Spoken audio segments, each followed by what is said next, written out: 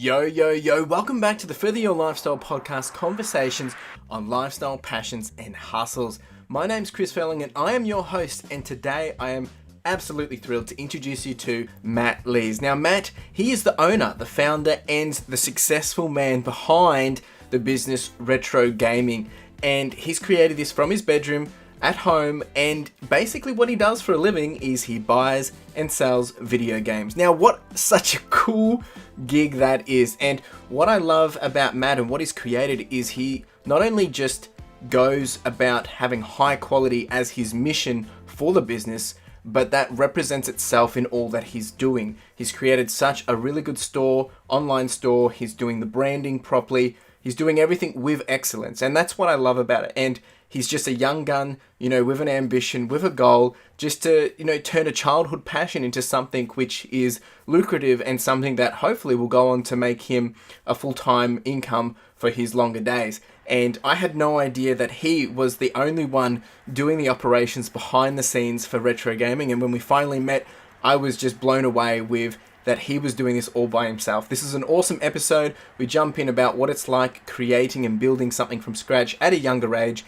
And, we dive into about taking action, what that journey looks like, and, learning through the experience process. So if this sounds like something you're interested in, make sure you do grab a cup of coffee, cup of tea, get comfortable, whatever it is you like to do when you are listening to a podcast, then get into that position. We are on the YouTube if you do want to see the visual experience. Of course, we are on Spotify, we are on Apple Podcasts, and a whole bunch of different places. So get comfortable and let's get into it. How you doing, Matt? Really excited to have you on here, man. I've only just recently met you, but to have you come onto the podcast and talk about your journey, I'm super excited. How you doing, mate? I'm doing great. Thank you very much for having me on. It was great to chat to you recently, and look, I'm really looking forward to being on the podcast.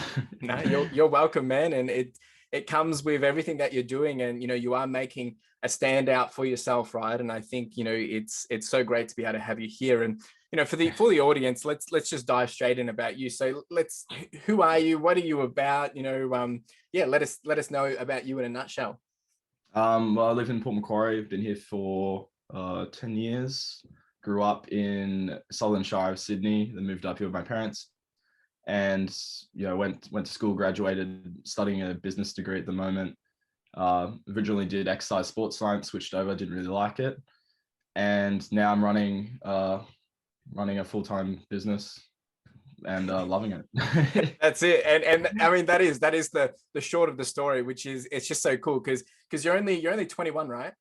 Yeah 21, and you've been to uni, you've been around the block, you've had a little bit of experience, but you've also taken the plunge into as you said, you've got a full-time business, which to say that at 21, there's not many people that can say that, and I think that's something to be super proud of at an early age. So kudos, dude, kudos. You're all about retro gaming, and that's your business as well, RetroGaming. So let's talk about that.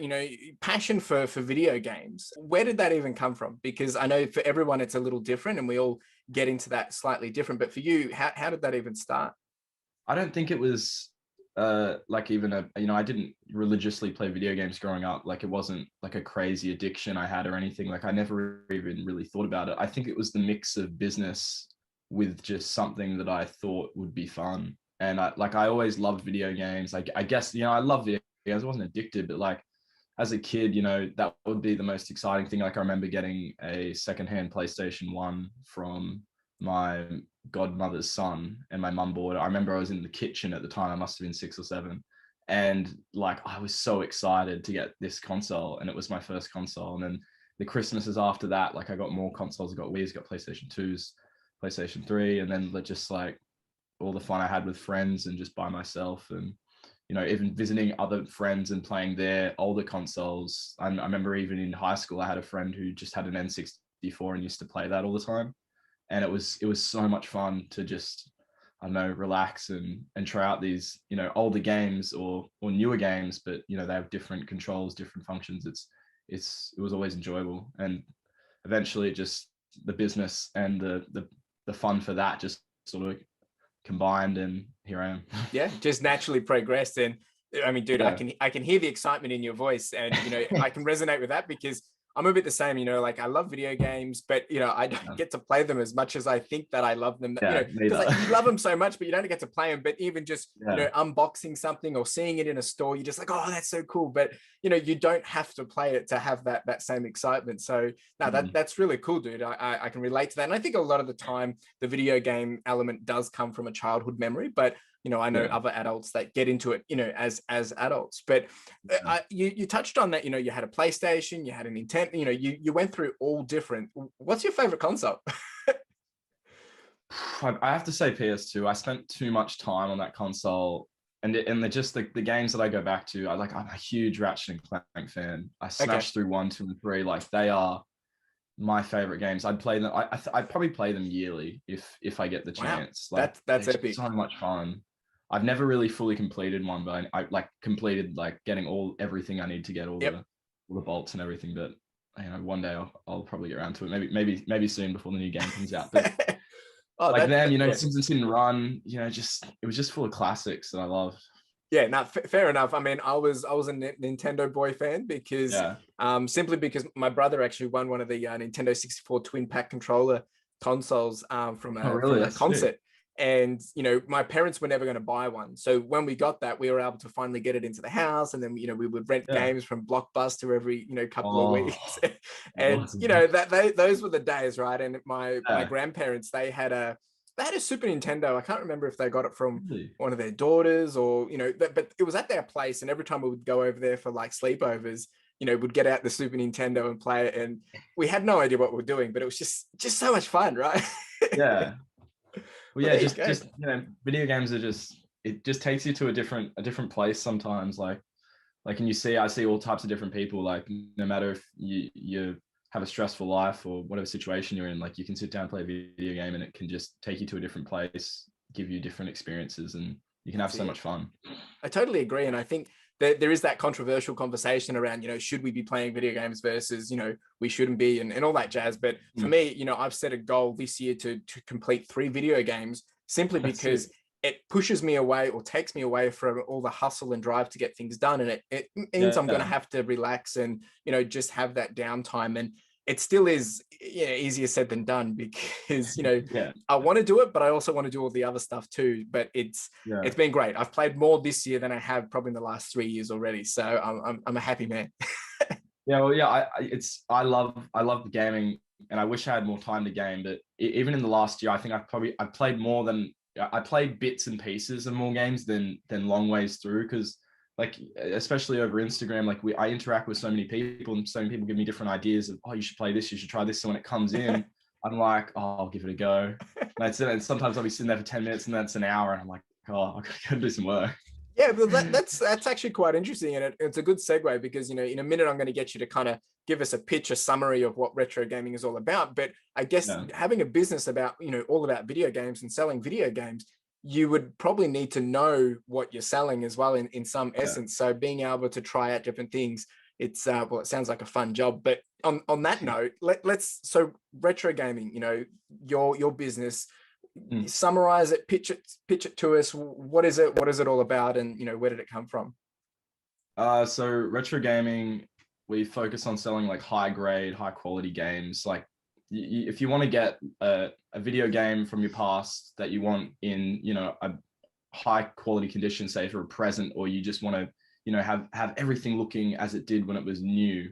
Like that was our goal. We sort of started like you know, I started on eBay years ago back in high school, and originally, you know, I just sort of flipped and sold and just sort of had a bit of fun with it. And then sort of as more as I became a part of the community, a part of even Facebook groups, I sort of looked for that hole in the market of, you know, I want to get away from eBay. I want to try and find something to, you know, put some passion into. And I was like, well, you know, no one really focuses on quality. And I found a lot of people want, you know, they want quality, like collectors want quality. And so I was like, well, why don't I try and do that? You know, we make a website that sells, you know, every disc-based game, you know, it comes with the manual. You don't have to worry about there not being a manual. You know, there's no stickers on stuff. You know, I put so much time and effort getting rid of dust, getting rid of, you know, stickers, making sure there's really nice cases so that you know, that sort of doesn't happen.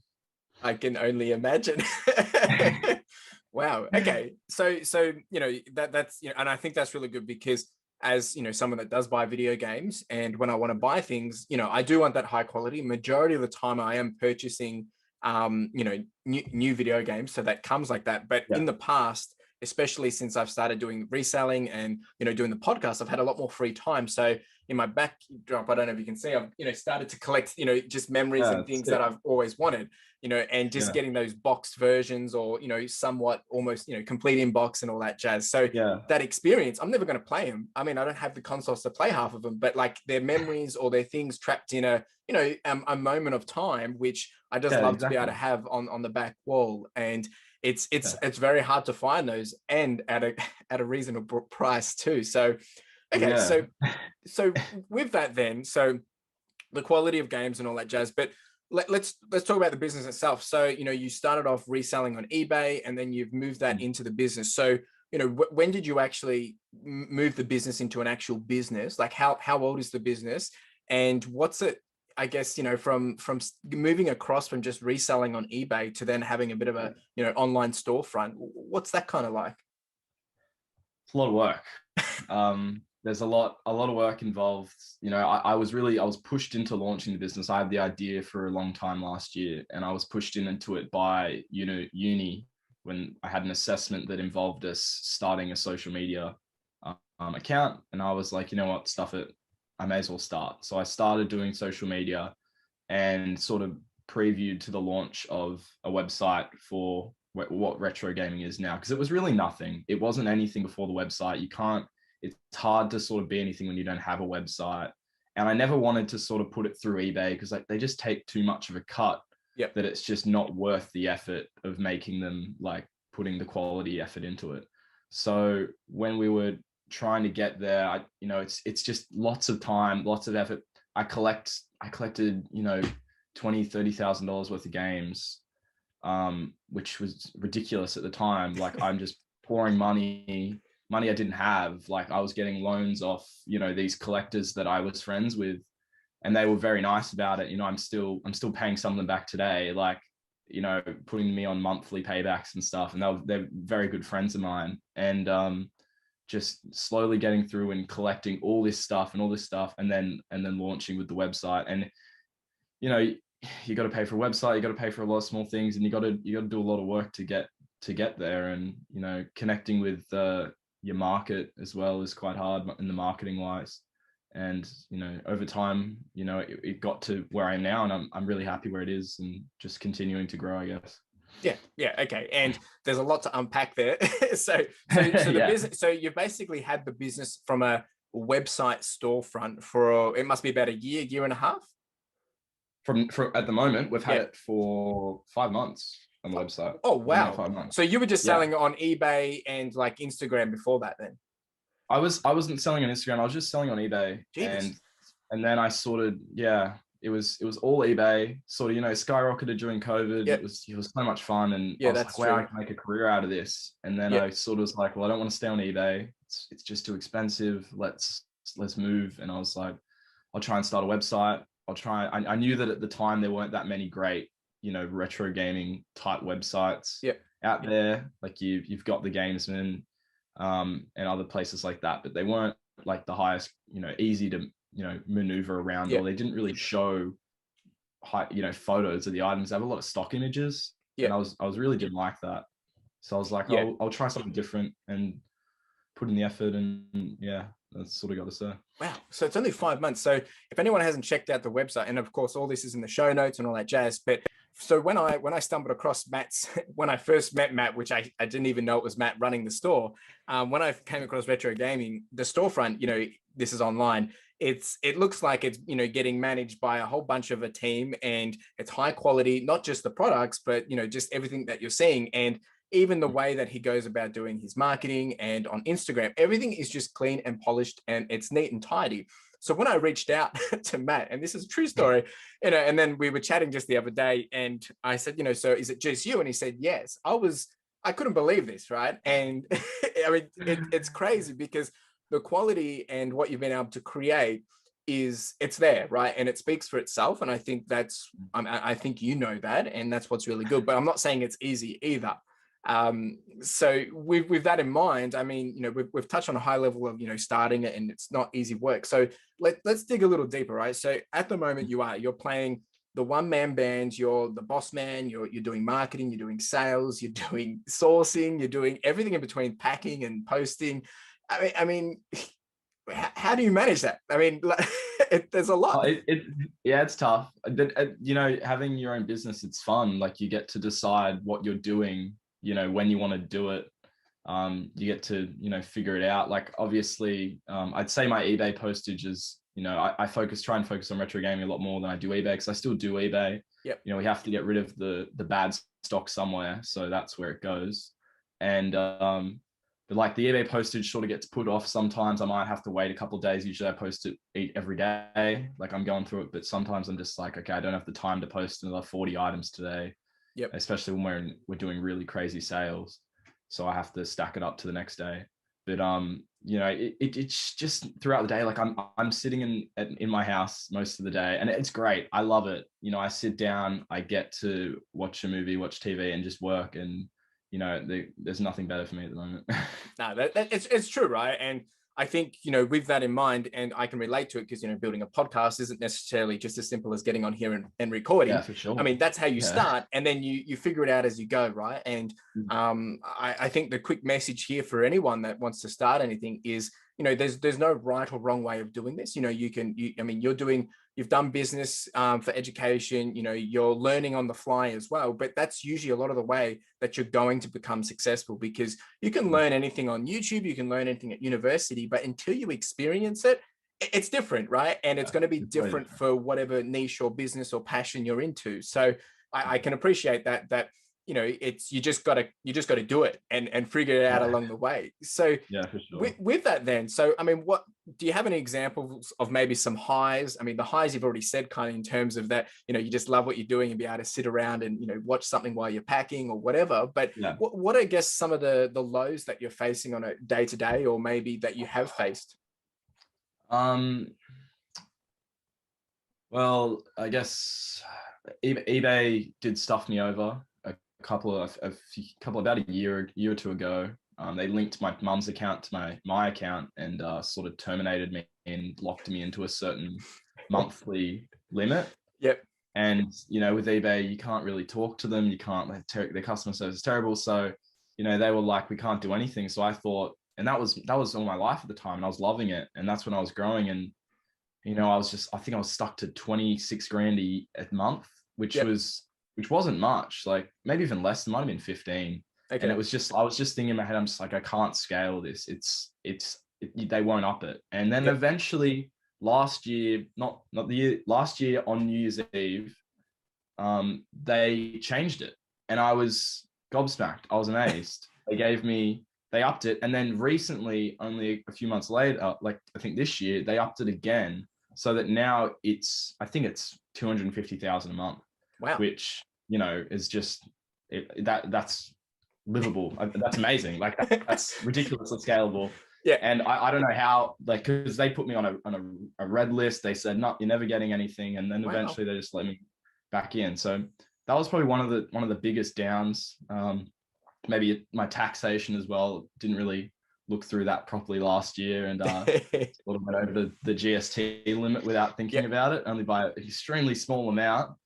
And that can be very costly as well. I'm sure people look at that. Make sure you look at that and you check all that out before we're going over that limit. But that's a good point, right? And once again, like kind of you literally just answered it before what I had said around, you're only going to learn until you get through it, because, we hear about tax, or we know there's going to be problems that are going to pop up. But once again, until they occur, you don't really realize. And it's not like someone's here telling you, you need to do this, you need to do that, you need to do this. In the back of your mind, you're like, or whatever. But it's good to hear that, because I want people to understand that it's not all just, sunshine and rainbows. But at the same time, if you don't go through those, I guess, fail forward situations, you're not going to be able to grow and learn. And you've gone, maybe the tax one is probably a bit more of a serious situation than the eBay one. Yeah. But you can't learn until you go through it. No, for sure. The tax, I think about it sometimes. I'm like, if you literally just looked at your tax, like I think went over by $5,000. Yeah. If I just like that was nothing last year. If I didn't sell $5,000, I wouldn't owe, nearly double that this year just in GST. And you're stuck on that for a couple of years. I think you can't just jump off it. Yeah. So, I think about it, but you just got to power on. It's happened. There's nothing you can do about it. Oh well, keep That's working it. hard. No, and that's the right attitude and mindset. And I think there's people that would hit those roadblocks and hit those walls and whatnot, and they think that's it. I can't do anything else, right? And give up. But you're soldiering on. You're going onwards, which is great to hear. So, with that in mind, then building the business, right? It's 5 months from an online perspective on the storefront, then. And you're going through all these different things. You're doing postage, you're doing marketing, you're doing sourcing, listing, all that.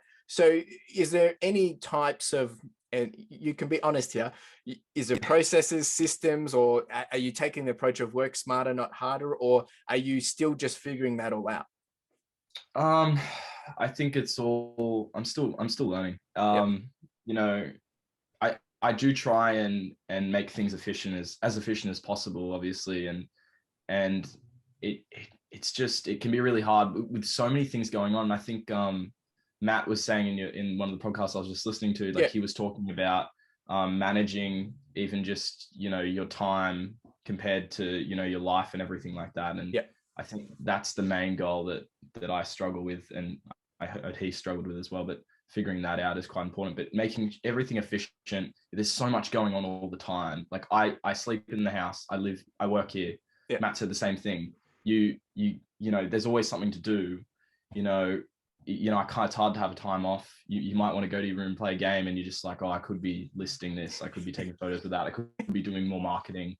Like marketing for me is so huge. I love doing it, but it's time consuming to edit stuff. Even like on Canva, or if I go on Adobe Illustrator, it takes so much time.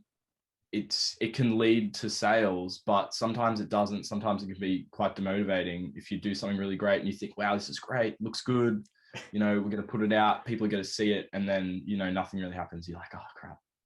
Oh well. And with that, once again, it is part of that learning process, and it's always a challenge to do that. But I think the best way to do it is you're going to have to take that time to kind of reflect and review and criticize yourself, because if no one else is telling you, you got to look at it yourself. If you're spending 80% of your time doing this, but you're only getting 20% result, and you spent 20% on something else and got 80% of the result, well, you're probably better doing it on the other thing, right? So and once again, that's with trial and error, and being only 5 months into it, right? From a storefront perspective, it's still very early days to really even start to make those bigger changes or bigger decisions, because you don't really have that much data. You don't really have that much. Maybe you do. I don't know how many. You don't have to talk necessarily dollars or perspectives, but in terms of, I guess, sales, what's a monthly sale count look like? Well, like my ideal for next month is to try and get 4 to 5 just sales a day, which it doesn't mean per item, it means per person. And the great thing I love about the website compared to eBay is that a lot of people come and they purchase more items than usual. They want to save on the postage. And well, I'm trying to rip them off on the postage. That's just how we have to do it. But it's great to see, someone come along, they buy, 5 items, and, not even like, it's so great for me. I'm like, sweet, I got 5 items sold in one go. Like, that's amazing. Even this morning, I had someone bought a Pokemon strategy guide, and I was just going through it like, damn, this is sick. Like, I'm loving it. And then I wrote a nice card in there, like, oh, I'm going to miss this. This is so cool. And he just bought like all these cool items. And I was just like, oh, I'm glad it sold. Sucks it's gone. But, it compared to eBay, that it's great to get those sort of sales, and three sales, and three, we're getting around 2 to 3 sales a day at the moment. And I'd love to try and push for 4 next month. And that's crazy, because if people don't understand, anyone listening that's a gamer would understand the price value of when it comes to video games. But anyone not listening, you'll have things listed from as cheap as probably $12 to $15 all the way up to a couple of $100, right? Well, we try and keep our prices pretty reasonable. So we have like games, especially in like some of the newer consoles, like the 360 and PS3, or they haven't sort of hit that retro level yet, that there's so many copies around. We have them for like, $6, $7. They're dead cheap, and they're in the best condition you'll find. And then you've got, you go back and you look at some crazy games, like if I think we had in a few months ago Castlevania and PS1, and that's selling for $600, and it's just so you've got that huge broad. So if someone's buying 3 or 4 things, you could be working anywhere between $21 to up to hundreds of dollars. So it's actually quite a lot of that's interesting to hear that. Okay. So what does a day in a life look like then? And I know you said that every day is a bit different, but do you kind of have a routine, or if not, what's kind of like just an average day that you would be doing for people to get an understanding? Well, I try and get at least, hit the gym, go for a walk. I love my soccer, I love my futsal. So I'm either got training or a game for either of them. I do that at least 5 or 6 times a week. Okay.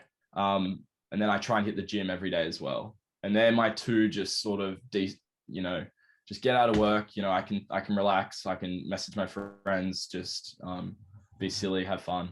Yeah. And then get back into work and be serious after that. But I'm doing a lot of story work on Instagram and Facebook, thinking of new ideas. And some days I might be lucky and get like some spare time, because most days I sort of have planned. Like today, I'm doing a lot of stock, putting the new stock up for this week. So that takes up a huge chunk of my day, 4 or 5 hours. But then tomorrow I don't have really anything on. So it's, what do I put that towards? Do I look at bettering? And I usually look at towards like bettering something else. But my day is usually pretty full. I'd say majority of the time is postage, listing, marketing, and finding stock, like just going out and picking up stock, talking to people, buying bundles. It's good fun. Love it. Because that actually would take a fair bit of time. And, because you can, for anyone that doesn't understand how, sourcing this, because a lot of the stuff is going to be secondhand, of course, you can source from eBay, you can source from secondhand places, you can source from Facebook Marketplace, garage sales, other collectors, or people, wanting to move things along. You've got a lot of different avenues, and then going into each one of those and spending an hour or 2 hours looking, searching, and then actually going out, collecting it, or especially if it's a Facebook market kind of deal, going out and doing that, it is time consuming, and it's not necessarily planned either, because if something pops up and it's a good deal, you need to jump on it then because it's going to be gone. Yeah, well, even the other week I was talking to you about it, I picked up 800 Blu-rays for eBay, and I couldn't even put them in my car properly. She gave me 2 boxes and I couldn't fit them in the car. So I had to just sort of take a box up, just chuck it in the car, and the car was overflowing. I had to go to futsal that night. I didn't get them out, and all my friends were coming to look at the car, just look at the avalanche of Blu-rays just sitting in there. But it was $100. It was like, I listed them over the week, and, I probably put them up all in total for $4,500. Which is just insane. Like after postage and fees, like maybe you might get $2.5 grand, but like it's still just ridiculous money for $100. It is, and to think that you're doing this as your full-time gig, but there's nothing stopping anyone else looking on garage sales, Facebook Marketplace, finding a deal like that, and just start selling it on the side. It's literally just sitting out there. And I know you and I know this really well because reselling and all that jazz, but I think people don't realize, and I'm not just necessarily talking about reselling, but there's so many opportunities with little things and skills and hobbies and side hustles that you can do that's just sitting there. But a lot of it just comes down to, willpower, action, and motivation, and just doing it, really. Yeah, for sure. Because that doesn't require skill.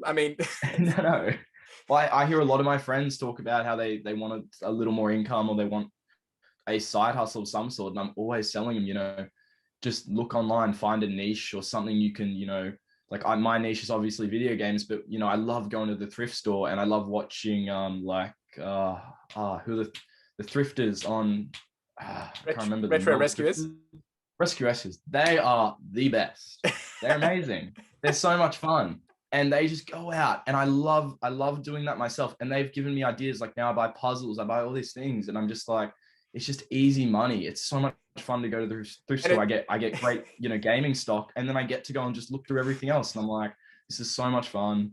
And do you find you start to become, the whole scenario around when if someone was kidnapped, they start to fall in love with their kidnapper. So you're out, thrifting, and then you realize you're buying all this stuff because you're just having so much fun, and you realize, wait, am I buying this to resell or just because it's so cool to buy? That's fun.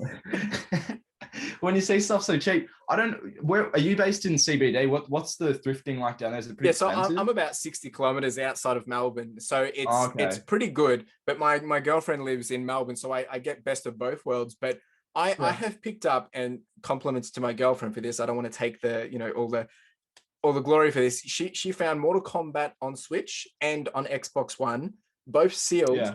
And we got them for $2 each, and that was in Port Melbourne. What the hell? At a Salvo's. Really? Damn. I mean, I've never found something that good. And she's just like, oh, I walk over to her and she's like, oh, I remember you saying if it's sealed, it's good. And I found these, and I'm like, what the heck? Like, it's incredible. And that's what I love. And now every time I go in, it's like looking at this, looking at that, or if you found something there before, you walk in again and you have that same feeling that you're going to find that something similar again. Yeah, it's sure. People, you just don't get it until you do it, right? But I mean, I went out for a cheeky one just before this. I was only meant to go to one and I went to three. I didn't really get much, but I found a couple of little things, and it's just fun. It's so exciting. It's so much fun. You don't know what you're going to find. Like you're searching, you're looking behind every nook and cranny. Like when I'm looking for video games, like I'm sometimes checking through the CDs to go, oh, maybe there's a PS1 game in here. Like, they don't know. And it's so great. Like you hit up a thrift store, you find something for $4 and you can sell it for 50. And you're just like, well, that made this whole trip worth it. And 100%. So much fun. It's and we could go on for hours for this. So we'll continue on. So you touched on a fair few things, and I want to backtrack a little bit. So one area was, you're spending a lot of time on building the brand, right? And marketing and, stories on Instagram. And obviously that's where majority of your traffic is probably visualizing and seeing everything other than your website. So with that, let's talk a bit about, the progress of building the brand. So you said that before you went to an online store, you were doing on eBay, and then you started a social account, Instagram, and that was part of, a business assignment. So can you take us through the progress of, building out that, I guess, what it was previously to now, and how you've gone about continuing to make that better for the audience?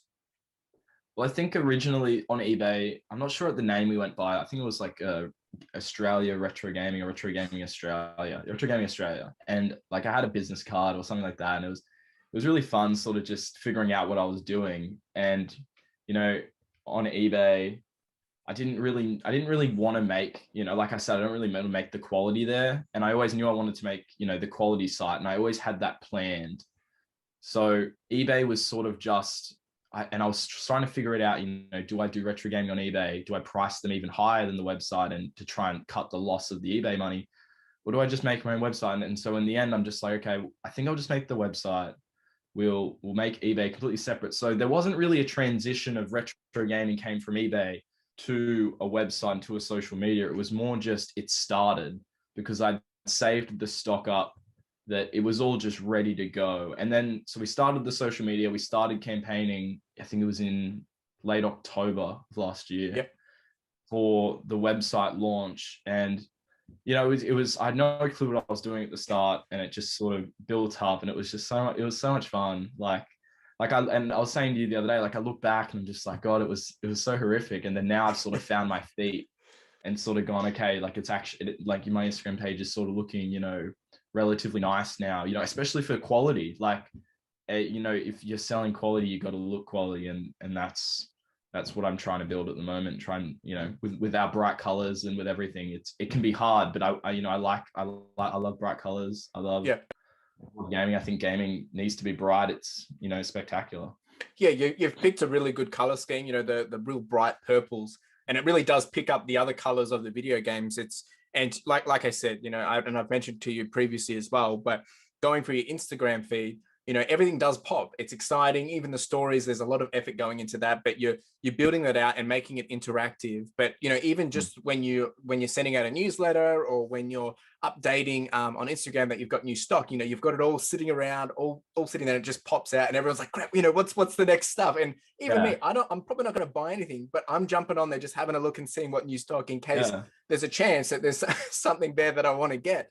But it's kind of almost that same experience of, I mean, I'm talking from my own experience, but it's similar of when you go into a thrift shop, because all of a sudden we don't know what you're about to put up. You show it, and then, you know, you've got it all packaged up, so everyone wants to jump in and kind of find, you know, their best thing there. But do you find, or have you found, and maybe you don't have enough information on that yet, but when you do those posts of, you know, I've got 50 more items up, do you find like there's a spike of traffic or a spike of sales? Oh yeah, for sure. There's a huge spike of traffic, and it depends.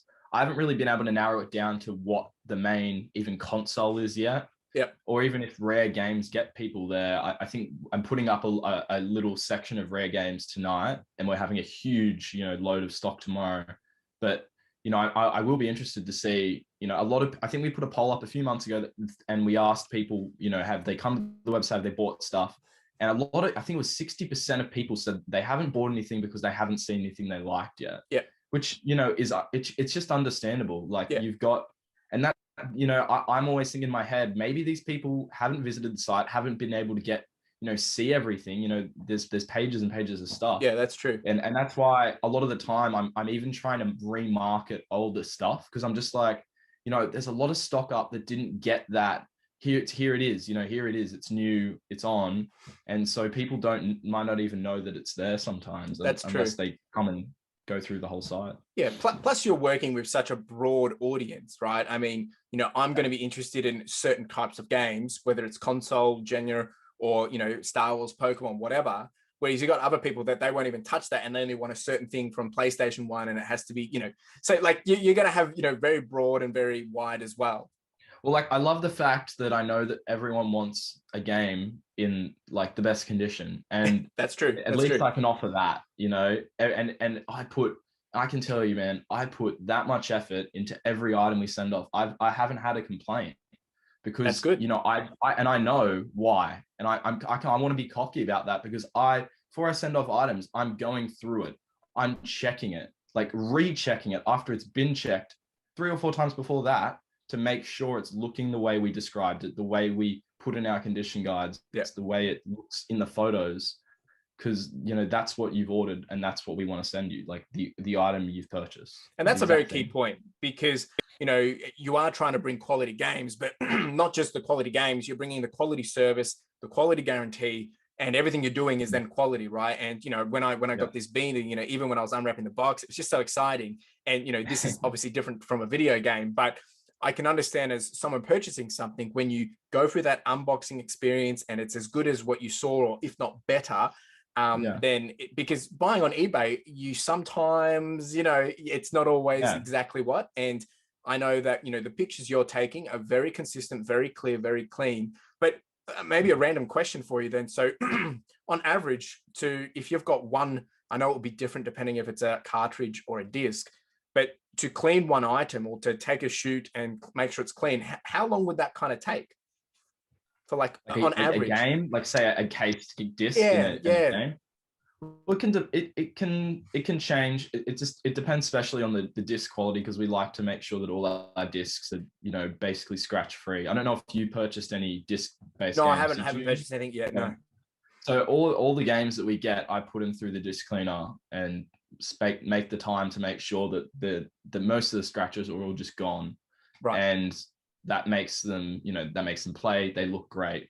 Like if you know, we could send them out if they're working with scratches, but then, you know, another scratch might get on it and that might fault it.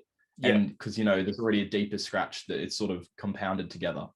That's I just want to make sure that they're perfect. You know, I'm just trying my best to make them as new as possible. But yeah, getting a case, say we get an Xbox 360 game, usually, you know, it depends on the game. You get Halo 3, you know, some kids played the hell out of it, and you might have to clean it for 10 minutes in the machine, which, you know, costs a bit of money. But it'll get it to the condition. Then you got to go through the case. I'll wipe up the dust off the cover. I might have to peel a sticker off and, you know, do it as nicely as possible to make sure it doesn't leave any damage. Yep. And, you know, if the case is crap, I have to get another case, bring that in and Yeah, switch so it out and make sure there's a lot of work there, dude. Like yeah, well, I mean, that's good. I mean, and that's part of, you know, the service and value that you're bringing, which, you know, yeah, that's what it's all about. And, you know, that's what you should be proud and have pride about, because, you know, when we get that, that's what we expect. But once again, I don't think people really can understand and appreciate it, of how much work goes into it. I mean, I sell a lot of different things on eBay, and yeah, you know, I'm trying to make sure I'm packaging it right, you know, that it is in good condition.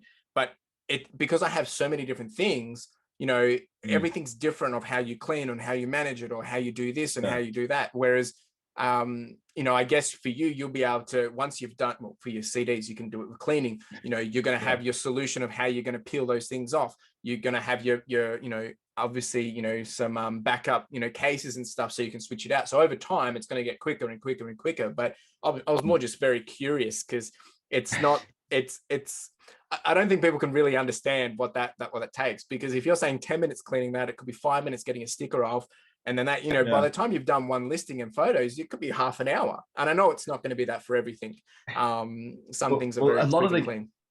a lot of the games, like if I get a group of disc games in, a lot of the time I might even, especially if the cases have stickers on them, or I know that it's going to take time to get the stickers off, I know that the cover, the manual, and the disc are all good. I take all of them out and put them in a box, and there's literally a cupboard, I'm looking at it right now, Yep. full of, I think maybe 16 boxes, and they're square. Wow. 20 centimeter by 20 centimeter boxes, and they are just full of maybe 30 or 40 games each Yep. that Okay. I just haven't gotten around to. That's from, you know, last year, because we have Jeez. so much stock. Like I have so much stock that I just don't have the time to get that quality, like, and clean all of them. And, you know, it's a lot of manual labor, and I love doing it. It's just finding the time. But Yep. it's great because, you know, I don't have to be really on edge of, oh, I need to find stock this week. It's like, well, I That's can true. sort of just go to the cupboard if I struggle. And Yep. I do want to get a lot of it out. I don't just, you know, tear out the rare stuff and put it all up, Yeah. which I think about doing all the time. But you know, there's heaps of, like, there's $100 games just sitting in those boxes. Yeah. That, It's a fair point, because, you know, if it's there, but if it's not listed, or not, you know, not on your shop, you can't actually have the opportunity to sell it, because at the moment it's kind of like dead weight, or, you know, lost opportunity. But at the same time, it's also good to have that backlog, because let's say we went into another lockdown, you know, heaven forbid, that you're going to be loaded, right? For me, I can't go out to a thrift shop; it's going to be closed. So, you know, having that backlog, I think, is very, very important, and it, you know, has its huge benefits. Dude, that's cool. That's super cool. Yeah. Can I mention though, there was, when talking of like highs of last year and talking about lockdown. Yep. Last year, I think it was March or April, I'd saved up, just because they didn't sell, a bunch of Wii consoles for eBay, maybe 30, just like all shoved in the cupboard. That was the console that I was just like, they don't sell. I just buy them for the games. Yep. And that was it. And then I started putting them on eBay with these really nice photos. And I think this is when I started getting into the quality of, this is how you market. And I took a really nice, clean photo of them. Like, the console came with Wii Sports and a couple of things. And I was able to sell the consoles. I think I sold over Easter weekend in April, maybe 12 or 13 consoles. Jeepers. For 150 each. And I had to raise the price. I think it even got to 200 at one point. Yeah. And it was just insane. My dad and I were in the back room all day on Monday, and I had to get him to help me, because I was like, Dad, I can't do this. There's too many. I hadn't tested them. Like, I knew they'd all work, but I had to just go. I had to test the console. Okay, pack it, put it in the box. Dad wraps it up, puts a label on it. Jeepers. It was so much work, but there was, you know, 1,500, 200, $2,000 in there just over. But I mean, that's the exciting part of it, right? And you have those waves, and it's very interesting because, I know Switches, you couldn't get them anywhere, which makes sense that people would jump straight to the next closest thing, which would be a Wii. And it's funny because, you can pick up Wii's for like $20, $40 everywhere. Like just, Yeah, a yeah. lot of people just throwing them out. They were cheap as chips. I know they've started to go a bit more back up because they are getting that older generation slightly now. So it's that, dude, those stories is the stuff that I love to hear, because it's in those moments where you must have been like, it's like, wow, I've hit the big time, or I'm doing something right, but it's also very overwhelming and stressful at the same time. So you've got all these mixed emotions. Yeah, I was sort of like, oh, I'll just save the Wii's. One day they'll be worth something. And then they sort of just, I was like, maybe they were something now, and it sort of worked out. And I still do that on eBay, and I still have a cupboard full of 20 Wii's. They sell for a lot cheaper now. It was just the huge COVID spike. But it's I couldn't believe it at the time. I was just like, I've hit the jackpot. I've saved up this many Wii's for this reason, and now I've got a crazy amount of money flowing in. It's all paid off now, dude. That's totally awesome. So a quick other question, and then we're going to move on to some other things as well. But I wanted to, and you can share very broadly if you want to, or however you want to say it, but can you give us some view or understanding of, like, from when you first started, like what was an average month compared to now that you've been doing it for a bit longer? Has the dollars increased in terms of an average? You're talking eBay or retro gaming? I'm talking retro gaming. Okay, so we had a pretty good starting month, like and at the time, I was talking to you the other day about our prices were a little higher at the time, and we sort of lowered them over time as our operational costs have gone down. And we had to start high. We just put so much money into it. And so, we had a good month, and then it's sort of the next couple of months, there were some periods, like I think March was probably our least, because I don't know, everyone gave me different reasons. Everyone's paying back their Christmas bills and stuff like that. And I'm just sort of like, it shouldn't matter. But, I think we're getting a couple, maybe 3 or 4 sales a week. Yeah. And it was sort of just really slow. And then I sort of started picking up on the Instagram and how to market properly. And I think after that, so it was, 3 or 4 sales a week compared to 3 sales a day is where we're at now. So like it was a bit of a huge jump, and that's only what 2 months ago. Well, yeah.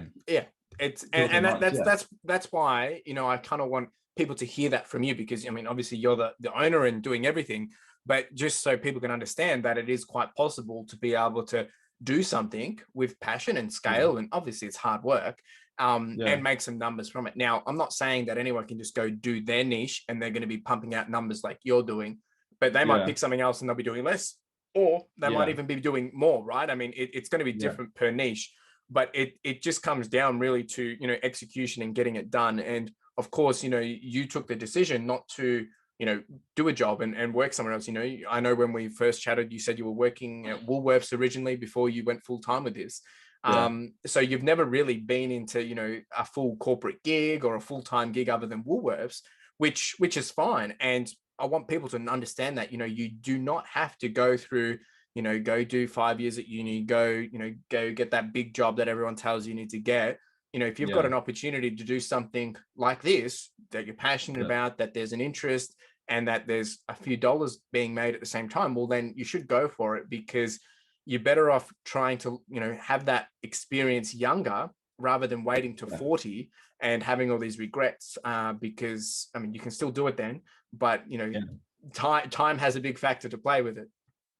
Well, you just can't be scared of failure. It's it's like talking to the girl you've always wanted to talk to. You just got to do it. If it doesn't work out, oh well, like you move on. Well, that's it. You won't know unless you have the conversation. Unless you try. Like it's always going to be a no until you ask something. So it's very it's a very key point. but even with my degree, like I sort of got pushed into it by my parents, and I tell a lot of people that I learn more from my business than I do my degree. And I go to uni to maybe just learn a few things to put into the business. Like, I'm lucky that business comes naturally to me, and that I can pass a lot of my subjects without even doing a lot of study, because I can sort of just, I sort of just know what the assessments, I can base it on my business and just smash through it really easily. That's true. But well, that's actually a fair point, because a lot of the time you don't get the experience till you've finish the education, whereas you're kind of doing the experience while doing the education, and you're able to apply it on top, which gives you kind of an unfair advantage, but it's a good advantage. Well, it's great. Like I'm doing a marketing services at the moment. I'm getting to, we're looking to launch a disc cleaning service in the next couple of months, and I'm getting to focus the whole marketing service on that. Yeah. And my lecturer kindly let me do that, and it's great. I get to put the knowledge that I'm learning in class to what like, and I don't sit down that often and write out a huge a huge document on Yep. this is the process of how it's going to go and this is how it's going to work. But business and doing uni gives me that time to think about it in depth of, oh, that might be an issue, or how can I fix this? Yep. And which it's great. I love it. The mixture of both. That I definitely apply more of this to my uni than uni to this, I'd say. Yeah, which makes sense, right? And Yeah. we started with that. Getting into the experience is the quickest way you're going to be able to learn, right? Getting into that experience. Yeah. So, I mean, we've touched on so much, and I guess it's a good time to mention it. So you're wearing a beanie, I'm wearing a beanie. Now I picked this one up from you, but I want you to share, because I know there's a good cause behind it. Help us understand what's the cause behind it, and where did that idea come from, or is there a personal story to it, or what? So the beanies were made, I think we launched maybe a month after we launched, and all the money, all the profits, and soon all the money actually of the beanies, I'm going to put a lot of my money in towards it, because I want to donate a lot more to the cause, especially winter coming in now. All the money goes towards the Leukaemia Foundation, who my nephew in, I think, what's the year, 2019, he got diagnosed with leukemia, and it was very hard on my dad and me, and I just thought, at least I can support that cause in some way, and he lives quite far away from me. I don't get to see him very often, but I thought, what, I'll try and do something to a charity, and that was to, it was close to my heart, and I thought, beanies, why not? Like, it was midsummer when we thought about the beanies, actually, and we just thought they were a great idea. Yeah, and everyone loves them. I have them. Friends who love them, and they're so comfy. I can't believe how well they came out. It's it's always one of those things, right? You're like, but no, they're really good. I mean, we're both wearing it, and I mean, I've had this one, it must be about 4 weeks now, probably. And, I'm wearing it every second day. I've only got 2 beanies, so I'm always going between the two. And it's really comfy. And you're right, coming winter, it's even more perfect. But I think I wanted to really bring that up because, you're not only bringing a quality service and, you're hustling and getting so much done, but you've also, and, with any good business, there's always other things that you're doing as well. And to hear that you're giving back already and integrated into that, I really wanted to hear the full story from yourself, and, if it was personal or whatnot. And thank you for sharing that. Yeah, and, I think it's really key that, whenever we're doing something and creating something and, you are successful, it's great to be able to share that success with others. And we don't have to necessarily say we donate or whatever, but finding a way that we can give back to community, I think it's super important. And it's very encouraging that you're doing it. So good work. Thank you very much. I love sending these off. Whenever people buy them, I'm so happy. Like I'm livid. I'm like, yes, a beanie. And so people go buy one. Go buy one. Go buy a beanie. Come buy a beanie. They're awesome. They're sick. That's it. They're all right, so comfy. They are. They really are. So the next thing before we jump into some rapid fire questions is there any area of focus at the moment? It can be whether it is focused on the business, whether it's personal. But what's your current goals? Maybe for over the next year or by the end of 2021. Is there anything that is a priority at this point? Like I'm focusing a lot on my fitness, on my soccer. I've never been the most amazing at my soccer. I've never put a lot of effort towards it, and I've sort of thought, getting into my early years, my 21, like this is my prime time. I'll put in the effort, and sadly a couple of weeks ago I had an injury, so I've been off the field. But that sucks. But I hit the gym. Like, just trying to stay fit, stay healthy, and it comes with that. And I love working in the business, and you need to match your free time, your social time, and your business time. It's really hard. So I guess I'm trying to focus on my friends and getting more social life in, without getting going out and having too many crazy nights, but just even just seeing friends and, you know, calling them up. Like I have a lot of friends that have moved away from Port Macquarie. So Right. I have to, you know, give them a call and say, hey, how are you? And, you know, have a chat and plan some time to meet them and stuff. And, you know, it gets hard when you have your own business because, you know, you got to do this all the time. It's hard to find the time off to see a lot of people. And yeah, that's really good, right? And it is very easier said than done, right? You know, finding that work-life balance, whether you're working for yourself, working for someone else, because yeah, you're right. You kind of touched on it. You know, you've got to manage the business, you've got to manage yourself, you've got to manage your social life, you know, whether that's friends, family, loved ones. And, you know, it's a triangle. And, you know, usually, unfortunately, usually it's two parts of that triangle that will get the most, right? To get that third, it's even harder. I know I mean, it's very hard just to get one done, you know, but it's, you know, it's a big challenge, and it's great to be able to hear on that. And I think it's important that we all find different ways to do that, whether it's, you know, you getting out doing the sport, going to the gym, you know, having a conversation with a friend. And it's different for everyone. It's no right or wrong way, but it's definitely a huge thing that I think we can all do better with. So good luck with it, mate. Yeah, thank you. Well, I also think it's very, you need to be comfortable with yourself, you know, getting, you know, as I grow older, I feel like I need to be more comfortable with myself and finding the time outside of business to focus on myself, like in the gym or going out soccer training, or that free time that I get. Like it's, you know, it's my time. I need to relax, and sometimes it can mean, you know, not being on your phone to find a bundle on the marketplace that you want to get to make some money, because you got to focus. You know, you can't be, you know, on Instagram.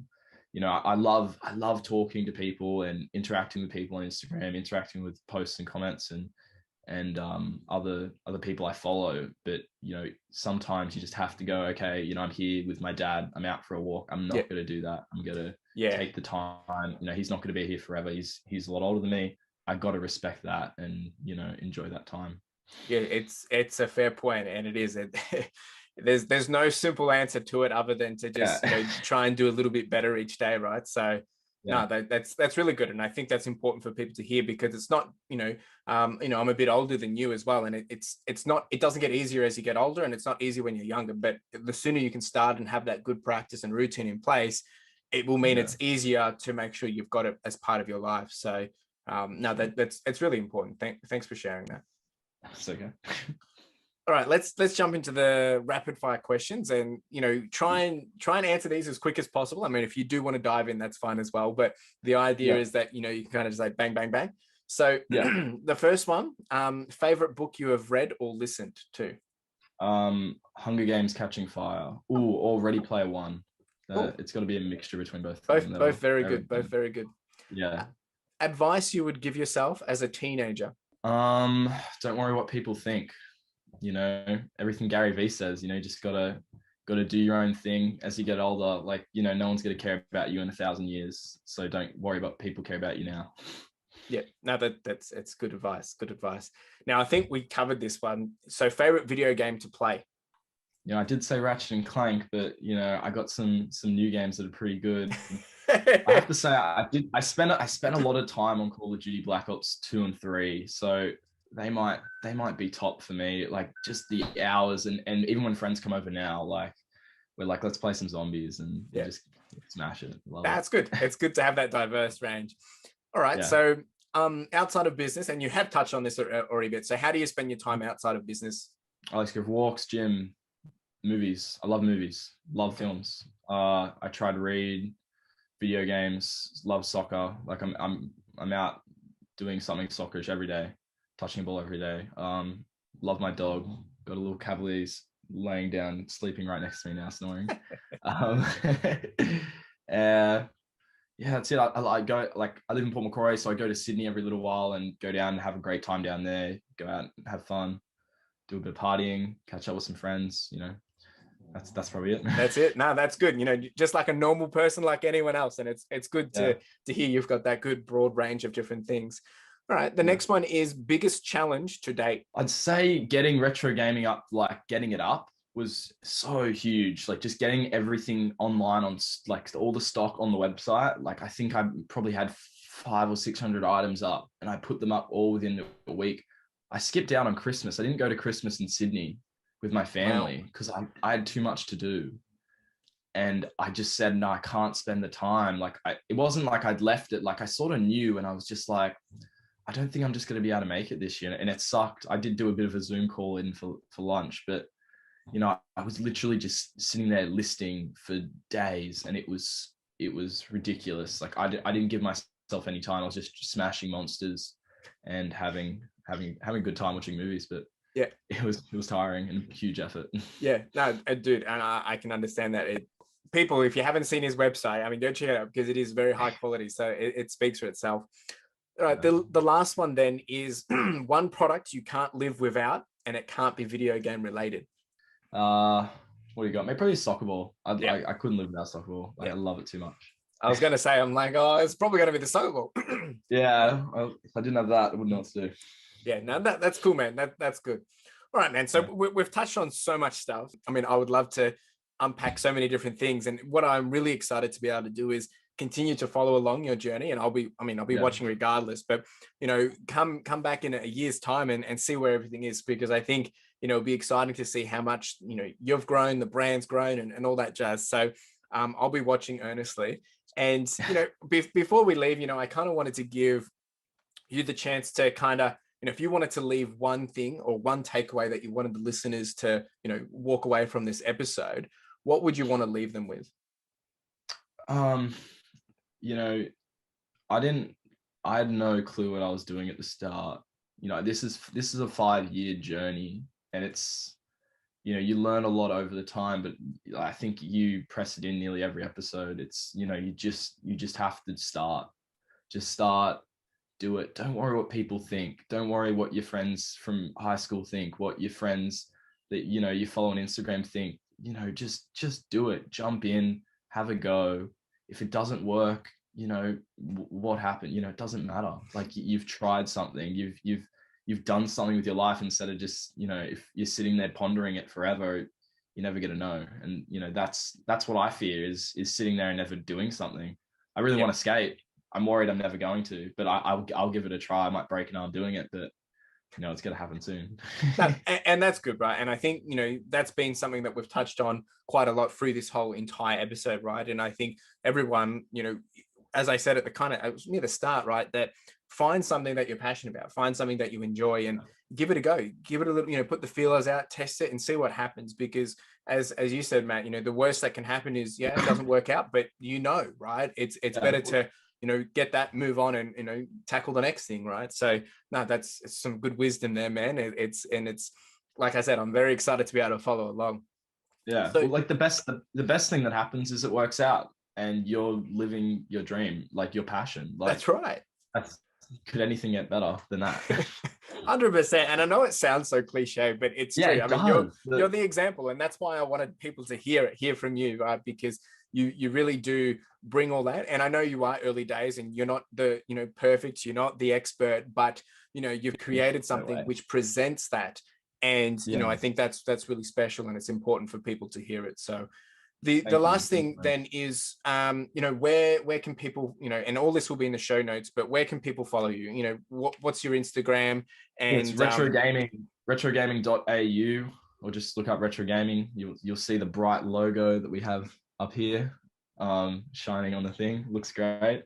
And give us a follow. We have new stock. We have heaps of giveaways. We just had a huge Tony Hawk giveaway, and I think we have another one this week coming up because we got 3,000 followers. And nice. It's we're killing it. We're loving it. We're having heaps of fun. Come join us. That's it. No, that's really good, man. Really do appreciate you being here. It's been great having a chat, and I know that we'll be continuing to chat more and more. And thanks for being here, man. No worries. Thank you very much for having me. Cheers. So there you go. What an awesome episode. And Matt, he's such an awesome guy, just an everyday fella, just like anyone else. And that's what I love about it, is you have no excuse not to start anything. And he is the living flesh of, being someone that is able to take the step and just make it happen. And it's not easy. We talk about some of the different things which have been a bit of a struggle, challenge, and we also talk about a lot of the high points and the exciting things that he's able to do because of this lifestyle that he's created. Now, he is in his early days, so I'm excited to see where this is going to go. I think it's going to go up, up, up, up, up. However, make sure you do go check out his stuff. Go over to his store. If you're into video games, go purchase something. And if you can, leave a note, say that, you came over from the Further Your Lifestyle podcast. But if you have a question, reach out to him as well. And he's a really cool guy, just in general, right? And that's what I think is represented in the business itself. His passion, his love, and his pride around video games. And that's what is represented. So super excited to have you here, Matt. I was so honored to be able to have the conversation with you and chit chat. It's been a lot of fun. So wishing you all the best, mate. And for everyone else that's been listening, I really do appreciate you being here and listening to these conversations, because that's what it's all about, enabling you to hopefully find something that inspires you to take action and pursue your dreams, your goals, your passions or hustles, or to have that change of lifestyle. Appreciate you being here. And my name's Chris Ferling. I am the host of the Further Your Lifestyle podcast, and it's been an absolute pleasure having this conversation. You have a good day.